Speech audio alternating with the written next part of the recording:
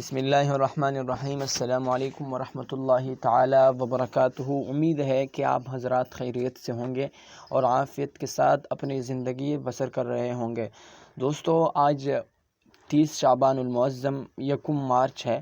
ابھی تک وفاق المدارس العربیہ کا رزلٹ انونس نہیں ہوا، تو آج ہم آپ کو بتا دیں گے کہ وفاق المدارس العربیہ پاکستان کا رزلٹ کب انونس ہوگا، کیونکہ کافی ساتھیوں کی طرف سے کمنٹس آ رہی تھی، میسیجز آ رہی تھی اساتذہ وغیرہ کی طرف سے کہ بھئی وفاق المدارس العربیہ کا رزلٹ کب آئے گا۔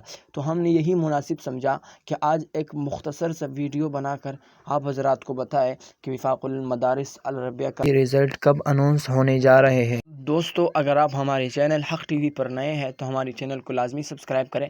تو چلیے ہم آپ کو بتاتے ہیں کہ وفاق المدارس العربیہ پاکستان کی پرچہ جات سب سے پہلے چاروں صوبوں میں تقسیم کیا گیا چیکنگ کے لیے۔ تقریباً 12 دن تک چیکنگ کا یہ عمل جاری رہا۔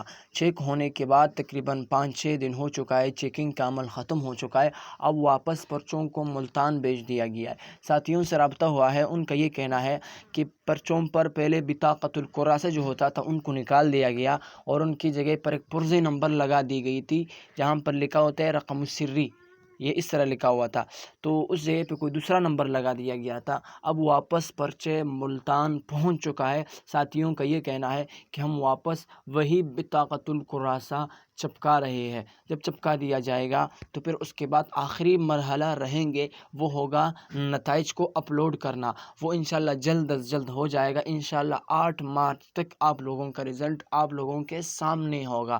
دعا ہے کہ اللہ رب العزت تمام طلبہ کرام کو کامیاب کر دے، اپنے دعاؤں میں یاد رکھے گا۔ اللہ سبحانہ و تعالی آپ سب لوگوں کو ممتاز نمبرات سے پاس کر دے، آمین آمین۔ السلام علیکم ورحمۃ اللہ وبرکاتہ۔